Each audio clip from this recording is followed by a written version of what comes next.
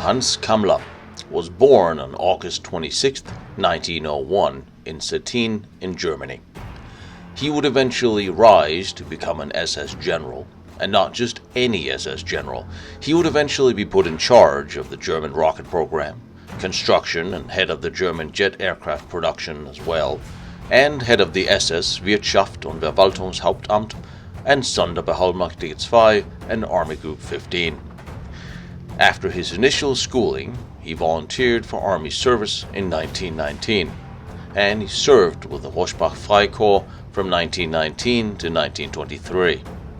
He studied civil engineering at the Technische Hochschule Freienstadt Danzig, and in Munich he was awarded his doctorate of engineering in 1931. Kammler joined the NSDAP, where he held several administrative positions after the party came into power in 1933. He would become head of the Aviation Ministry's building department as Göring was fast-tracking its rapid expansion, and in 1933 he joined the SS.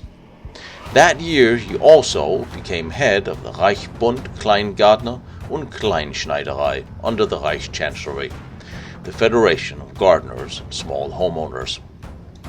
Like many others at the time, he subscribed to the National Socialist ideals and would lecture on those within the SS itself. And as an ambitious engineer, he rose in the ranks and fast. He later joined the Waffen-SS also, but that was in 1941. From the late 30s, he had been advising the SS Race and Settlement Office and had joined Oswald Pohl at the SS Main Economic and Administrative Office.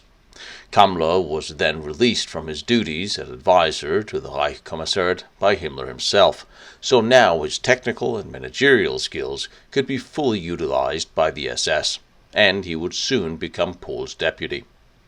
He also worked here with SS Gruppeführer Glücks from Office D. From the concentration camp, Expectorate, he was assigned as chief of Office C, which designed and constructed the labor camps, including streamlining and expansion of the labor camp system, including that of Auschwitz. It could, with some justification, be said that the inspiration for the SS forced labor camp system derived straight from that of the World War I system of the use of Allied forced prisoners of war.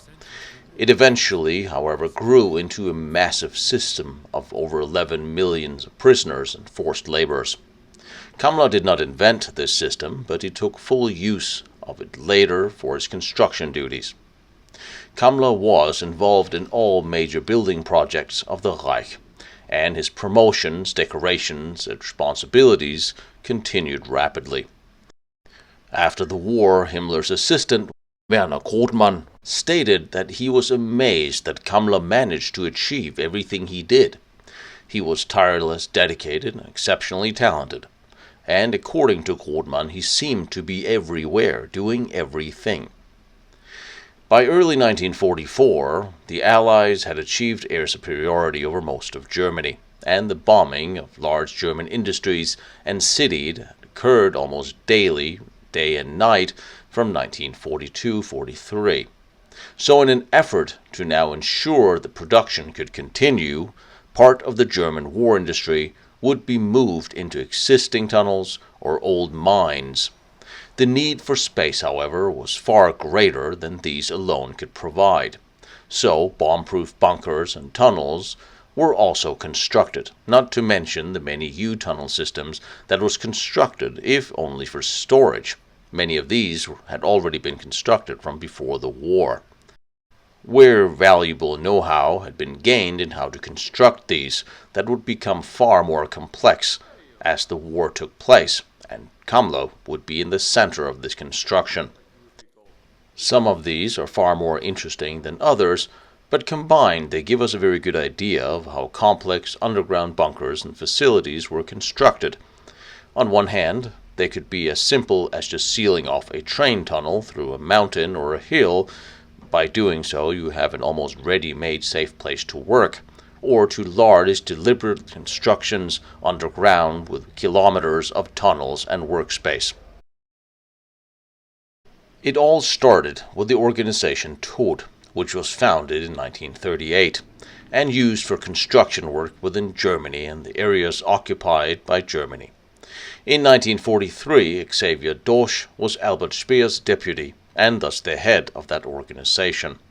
And by the end of the war, the OT would have built countless air raid shelters, they would cleared hundreds of bombed cities, built 4 massive lines of defense, numerous traffic routes, flak towers, railway routes, and over 15 separate Führer headquarters, and over 1,000 underground relocations within the German Reich.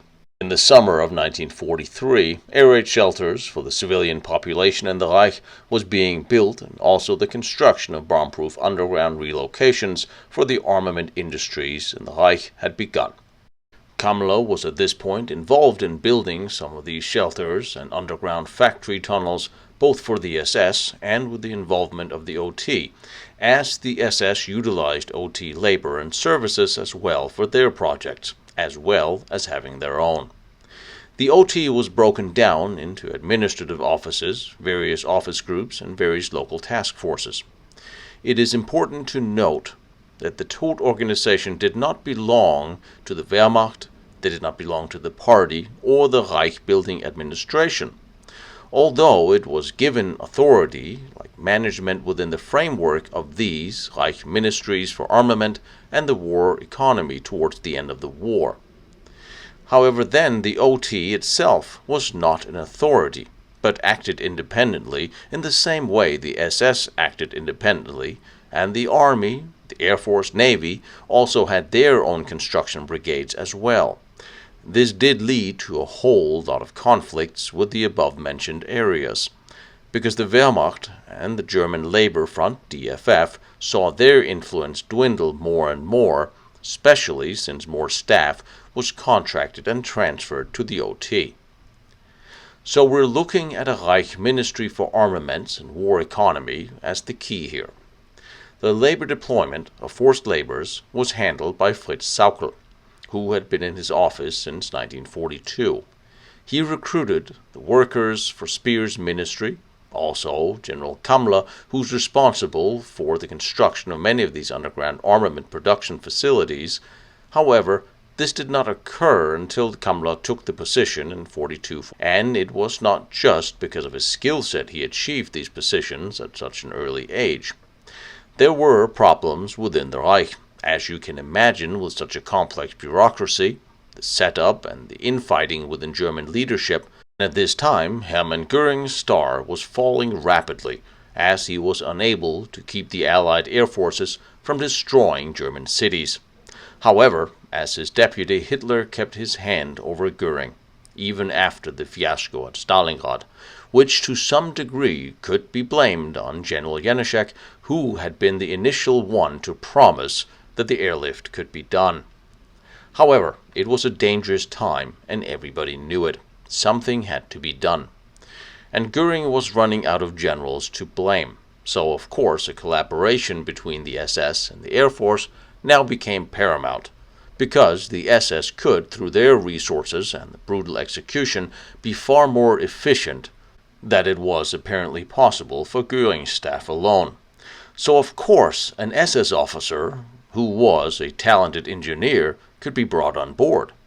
Kammler had also earned the trust of Hermann Göring, who did not see him as a threat to his authority.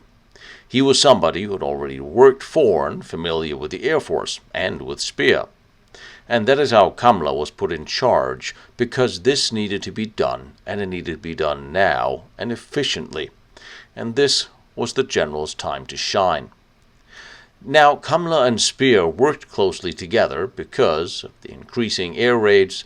The Speer ministry, in consulting with Hitler and Göring, increasingly relied on the relocations of armored factories to the bomb-proof tunnels. The Reich Ministry for Armaments and Munitions Armament Office, in agreement with the Armament Delivery Office, was responsible for the overall planning of the underground relocations of the operations or part of operations that was important for the war effort.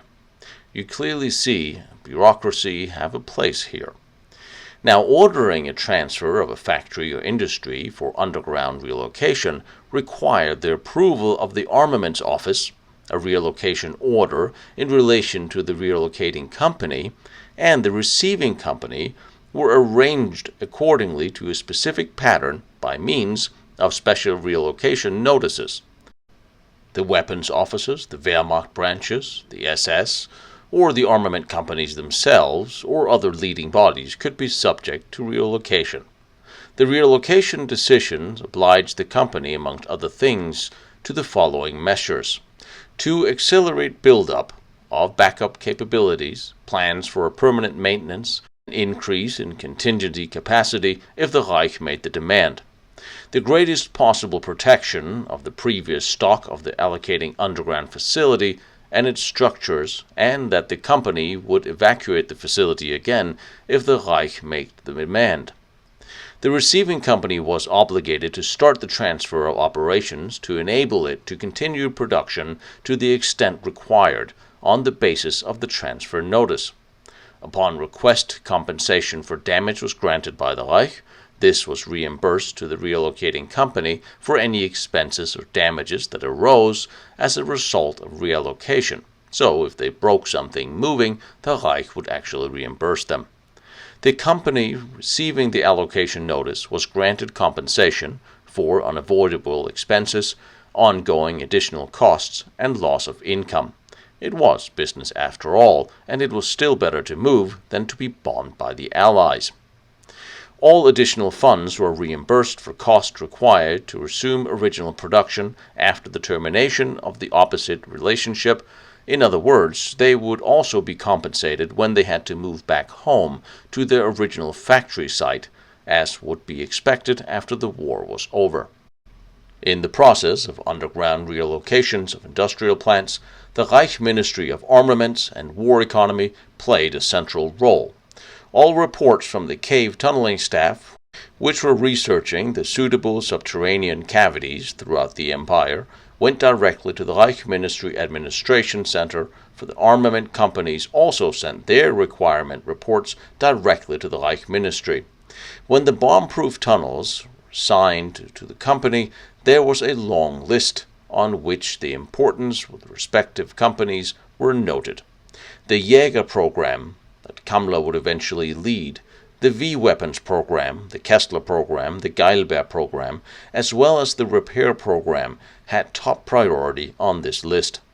All other armor programs, such as even tank construction and infantry program, came in secondary. All of these were listed and given different aliases depending on where they moved, what type of underground facility they were given, and what kind of production they had. German, Czech, Austrian companies that were deemed important enough for their production to be safeguarded from Allied bombing, they would submit an application for underground relocation. If this was granted, a location was found suitable for them. It does seem that Speer, Hitler, and Göring to some degree had the final say in which one of these were the most important to the Reich. At this time, Speer now began to worry that Kammler would eventually take over some of his responsibilities, and indeed, Kammler slowly began to gnaw away at these as well. After the RAF bombed the rocket production facility at Peenemünde in August 1943, Speer recommended transferring the V-2 rocket production underground. Hitler immediately agreed, and the two decided that the SS, with its massive supply of slave labor, was the best suited for the task. And as SS Construction Chief, Kammler was selected to oversee these projects, along with the representatives from Speer's ministry. This effort began at the huge fuel storage facility in Thüringen, at Doa Mittelbau. Interestingly, it is to note that this must have been foreseen in some way, planned ahead already by General Kammler, as the construction began practically before the last British bomber could be seen flying away from the skies over Peenemünde at the end of 1943 August. The secret weapons projects and programs which Kammler had been given responsibility over included manufacturing of the Messerschmitt Me-262, the V2, which Kammler had in production by the end of the year 1943, displaying an incredible speed and ruthless dedication to his duties. And according to Struckmann, Himmler would show Kammler off to Hitler any chance he could, and on his recommendation he was appointed head of the V2 program and command of its operations, making him the actual boss of Werner Dornberger and von Braun. Kammler would also personally at times be present at the firing launch sites. He was nearly captured or killed in Operation Market Garden for that reason. Kammler was indeed involved with everything from building submarine pens to the large blockhouse Epelec in France, the fortified bunker that was supposedly to be used to launch V2 rockets.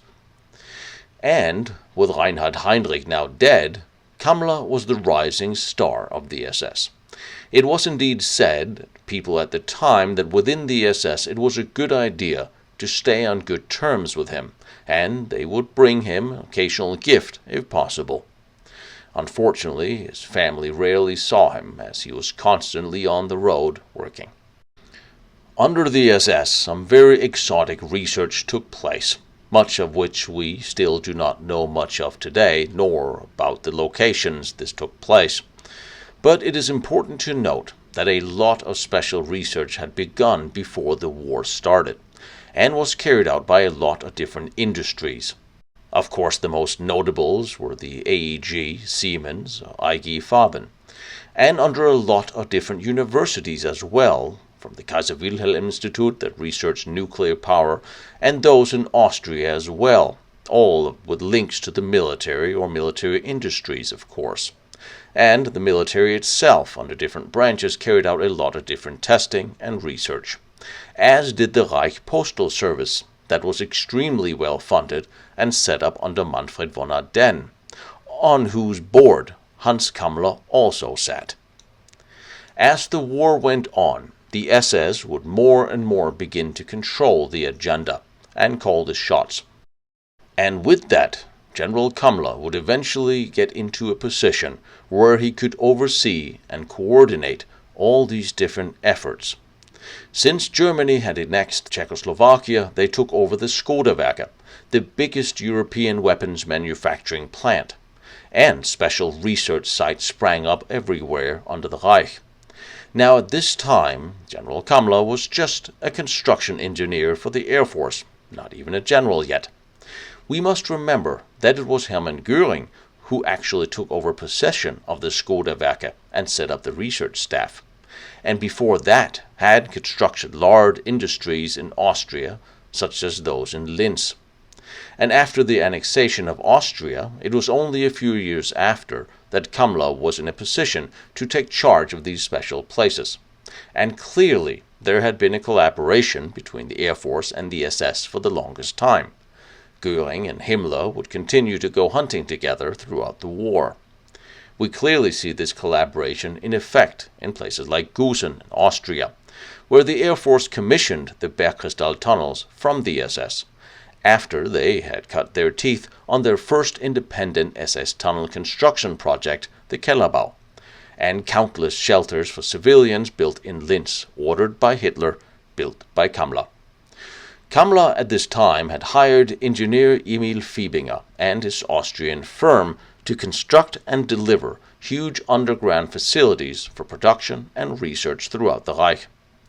Quartz, Bergkristall, Jonasthal, S3, Ebensee, and many more were built by Kammler and Fiebinger.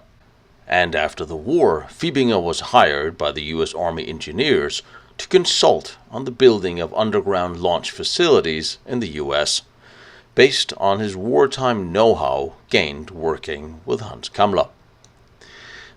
But to fully understand and appreciate the scope of the German weapons production and research during the war, we have to expand our net to include following these technology streams backwards towards the headwaters of wartime knowledge. Many of these will lead us to underground tunnels, caves, mines, and certainly Kammler and his engineer Fiebinger were the experts in quickly building and relocating industries underground. There is an untold number of huge tunnel systems rocket testing facilities, underground fuel production plants, and launch bunkers, and many more that was constructed by Kammler and Fiebinger. And as he now oversaw key research and production facilities, including that of the jet fighters, obviously the production of these and the parts for these were of key importance to the general, but also to Hermann Göring, who had ordered the Luftwaffe industries to begin to construct their own underground productions as well. The war was turning on Germany, and Göring had now resigned himself to having to fight a war he did not fully agree with initially. He had taken refuge in a world of art and hunting. It might have suited him to some degree to just let the ambitious young go-getters such as Kammler take point. Besides, then there was somebody to blame if things went wrong. But it did seem that Kammler was above the infighting that was much predominant within the leadership of the Reich. The special factories and special locations, the V programs, those under Kammler had top priority, and therefore were allocated the best, the largest, the fastest setups, and of course the majority of the labor if they so needed it.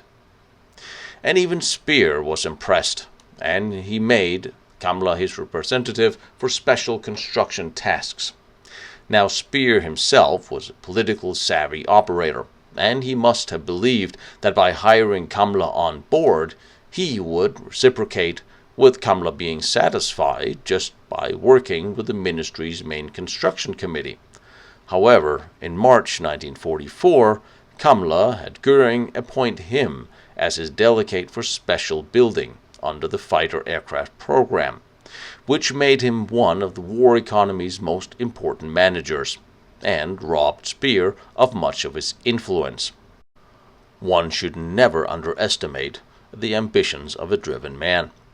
Kammler would, however, extend some degree of friendship later to Speer in the last weeks of the war by offering him a ride out of Berlin as the city was falling and surrounded by the Russians. On the 31st of January 1945, Hitler named Kammler head of all rocket projects within the Reich. But by this time, even a man of Kammler's skill set could not turn the tide of war. But as Struckmann later observed, Kammler appeared to try, by himself, to change the outcome of the war by brute force and initiative. And finally, as Hitler stripped Göring of all his offices, he transferred many of these duties to Kammler. This culminated in the beginning of April, when Kammler was being raised to the Führer's General Plenipotentiary for jet aircraft. Thus, towards the end, Kammler was one of the most trusted men left by Hitler. In those last chaotic days, Kammler knew the war was lost. Himmler knew, Bormann knew, Goebbels knew, Speer knew, yet everybody seemed to have kept this belief from Hitler, who himself had at this point little choice but to continue his fight, hoping for a miracle weapon to save the day. This hope was shared with one of his most loyal supporters, Joseph Goebbels, and put on the shoulder of Hans Kammler. On April 15th, Kammler, Göring, Himmler's families were now gathered in the safety of Tyrol in Austria. On the 17th, Himmler requested that Kammler send one of his super heavy Ju-380 planes, a long-range heavy-lift aircraft, to Berlin, a request that Kammler denied to his boss. Yet later, after a long meeting with Hitler and Goebbels in Berlin, Goebbels wrote in his diary that much hope rests on the shoulder of General Kammler. He himself just managed to get out of Berlin on the 23rd, before the Russians closed the ring. He then had a meeting in Salzburg with his SS armaments directors. Now he was making plans. On the 28th, Kammler ordered Adolf Galland's Jägerverband 44, equipped with Me-262s, to leave immediately and deploy in Prague, armed with rockets, developed by Kammler's own team. Now a constant stream of orders was issued by him. Time was of the essence, as this was apparently more important holding Prague than the encircled Berlin. Field Marshal Schroener, who at this very moment was fighting to keep the Russians from the doorstep of the Project Riese sites in Poland, He was now ordered to hold Prague at all cost.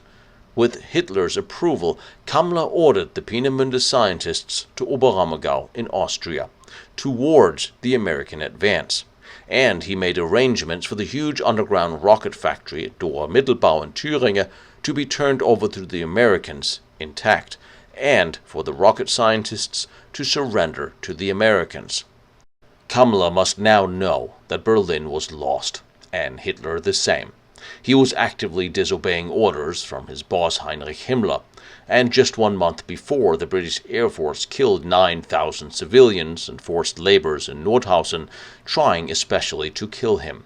This has since been confirmed that he was on the SOE hit list, and according to letters written by Kammler's family, he had himself admitted that Heinrich Himmler also had tried to have him assassinated on 3 different occasions. The Third Army under General Patton was racing towards Kammler's special underground facilities in Linz and Gusen, Austria. The Russians were making their final approach on Prague. He had every reason to either disappear or sit tight, just with his family waiting for the end, but he did not. And when Himmler had Dornberger imprisoned, Kammler himself personally went to get him out. And together the two drove to Austria, where they parted. Now the general went east, towards Prague and Gusen, and towards the Russian lines of advance. The Skoda was to be liberated by the Americans, but Kammler did not know this. Or did he? Did he know that the Americans would take Linz with Bergkristall, and much more, just beating the Russians to it? Kammler was now disobeying Himmler's orders, and Hitler's too would soon be irrelevant, and he knew it. So whom was he working with, or towards, in those last days? Kammler had his own research staff working outside the known rocket program, outside the nuclear projects. All programs he eventually had actual control over. One special research at the Skoda under Kammler, located in Pilsen, Czechoslovakia. Not far from Prague, there was another special SS research program under Rolf Engel.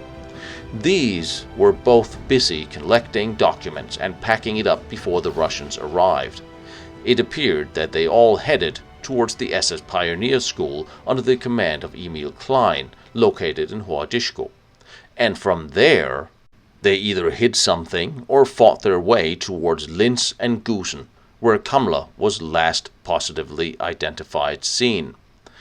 Before the end of the war, Kammler had been given the authority to incorporate anyone and anything under this umbrella into the Kammlerstab, and into his projects as he needed them. And now the SS was packing up research in the interior. The Waffen-SS was holding the Russians back. Even Wilhelm Voss, the former CEO of Skoda and Kammler's old partner, would make his way himself to Pilsen to recover the secret research. Incidentally, both Voss and Engel would work in rocket research and international arms deals after the war. But in May 1945, at this same time, Kurt Diepner was packing up his nuclear research and reactor in Jonastal near the S3, and he too headed south before the Americans could get there. And even Dornberger and von Braun had hidden all their rocket research papers in a cave and did not hand them over until a deal with the Americans had become confirmed. So of course Kammler, being a smart man, he had known for some time the war was lost, and he had begun to delegate responsibilities of his duties to others under him. He had begun to make his own plans for the future.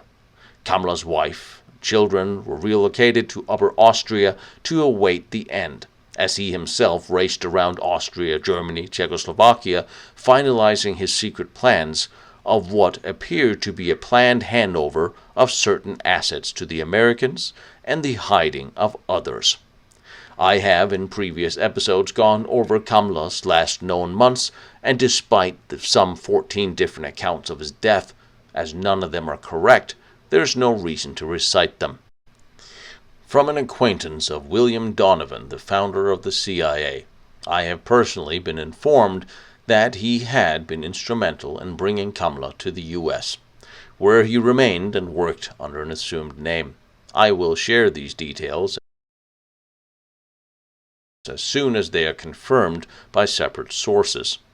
But in May 1945, Kammler disappeared from the known world, and he left behind a wife and 3 children. They had originally had 5, but sadly 2 girls died in early childhood. But there was a good reason for this disappearance. Powerful men makes enemies. And the word is that up till the 1960s, assassination attempts had been made on his life. Unsuccessful. A good reason, however, to abandon his family for their safety's sake. He was mentioned a few times during the Nuremberg trials, but never charged, not even in absentia, like many lower rankings. And his research into special weapons, rockets, batteries, special technologies, these mostly also vanished with him. And the photos and documents, reports disappeared. Even those photos and plans of his regular weapons, rockets, or jet fighter factories are mostly unavailable, lost, and these locations certainly can't just be visited. Many of them have since been destroyed. One witness to this was the OSS officer Donald Richardson, who worked directly under Eisenhower, and he was a confidant of the American president. I also became acquainted to Mr. Richardson. He's not longer with us, and he told us that his father took over from the area of St. Georgen nuclear material for the Americans, and since he was a very important security officer for the Americans, he also was that guy that took over Hans Kammler personally, because according to Richardson's family tradition, Kammler did not commit suicide in Prague on the 9th of May. He didn't do this. He came into the hands of the Americans and was under US custody for many months, maybe 2 years or so, and it would be interesting to know what the American authorities talked with Kammler and what they have recorded and where this documentation is available today. An interesting note. Despite how important Mr. Richardson was as a confidant to the president, the only documentation I could obtain from the archives was a copy of the invitation to his retirement party, and even that link has since disappeared. When you follow the last route of Hans Kammler, he came from the Alps from Strobel, from the Ebensee area, and it was the liberation. The Americans came in here on May 5th. Yeah? And Hans Kammler definitely was in the area, crossed the Danube here in the area, not far from here, on May 4th, 1 day before the Americans actually came here. So, and it is a big question of history, yeah?